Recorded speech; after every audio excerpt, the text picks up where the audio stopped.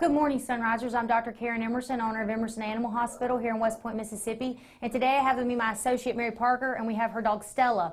Stella is an epileptic.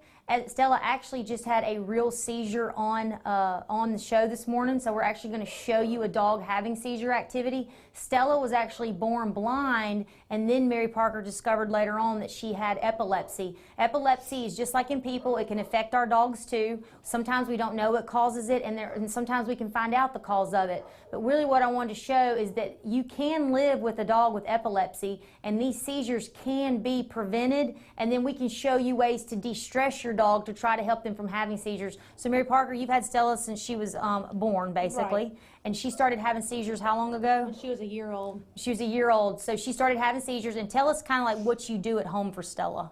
Whenever she has a seizure, I just pick her up and hold her tight. I do have to be careful of her mouth though, because she can bite, and she isn't aware of that.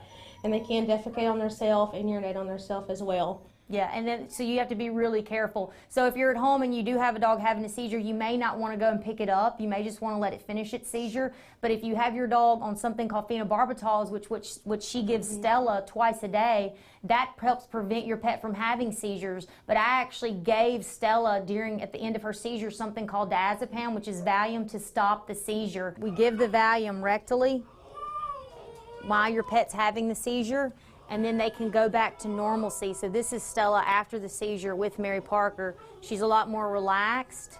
But then again, you know, Stella is blind, so her seizure threshold is a lot lower than other epileptics that aren't blind because she's only depending on her smell and hearing. So you have to be very careful when you have a pet that's an epileptic. And you also have to go to a veterinarian or have an area where you know that they're going to have the least stress. It helps that Mary Parker works here. We use some stuff that we're going to talk about in the future about fear-free. We use some spray that we put on her little bandana. And we try to keep everything as low stress as possible. But still, you can do a lot of things and your pet still may have that seizure. So this is just something really that pets can live with and the owners can live with, but we have to be educated. So it's so important to have a close relationship with your veterinarian, especially if you have a dog that's blind with epilepsy. So if you have any questions, please give us a call. Not only I can help you, but Mary Parker can help you because she has a baby like that of her own. And I hope you have a great week.